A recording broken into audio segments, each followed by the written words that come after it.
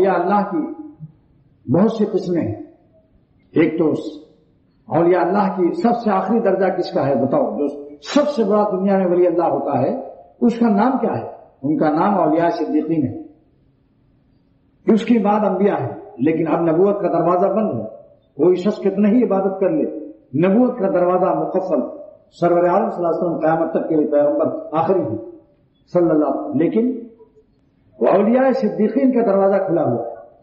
दुनिया से तो एक दिन जाना है, क्यों ना हम औलिया सिद्दीकीन सबसे बड़े वली अल्लाह बनकर जाए अल्लाह के पास। क्या कभी फिर वापस भी आना है?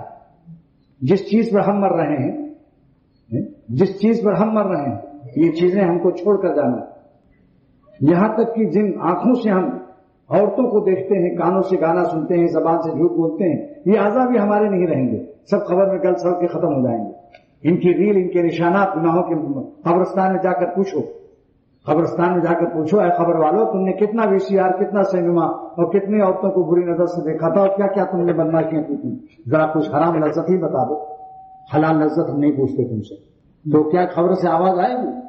उन आज़ा का पता भी नहीं। शायर कहता है, कई बार हमने ये देखा कि जिनका मुशय्यन बदन था, मुअत्तर कफन था, जो कब्र कुहन उनकी उखड़ी तो देखा, जो कब्र कुहन उनकी उखड़ी तो देखा, न उज़्वे बदन था न तारे कफन। खबर खोद कर देखो, बड़े बड़े गुनहगार लेटे हुए हैं, उनसे पूछो तुम्हारे वो आज़ा जिनसे तुम हराम काम किया करते थे, उन आज़ा के अंदर कुछ लज्जत बाकी है?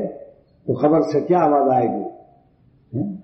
खाक है, खाक और कुछ नहीं है, मिट्टी हो गई, लानत रह गई और आज़ा खत्म हो गए। गुनाहों की लानत रह जाती है, लेकिन आज़ा गुनाह करने वाले खत्म हो जाते हैं। नेकवा रफ्तन सुन्नत हा बेमान, नेक बंदे दुनिया से चले गए, उनके नेक नामियों के चर्चे रहते हैं, तस्करे रहते हैं, दूसरों को उनसे हिदायत होती है।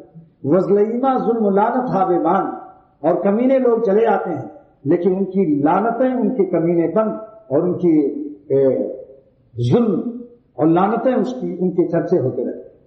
इसलिए अकल अल्लाह ने दी है।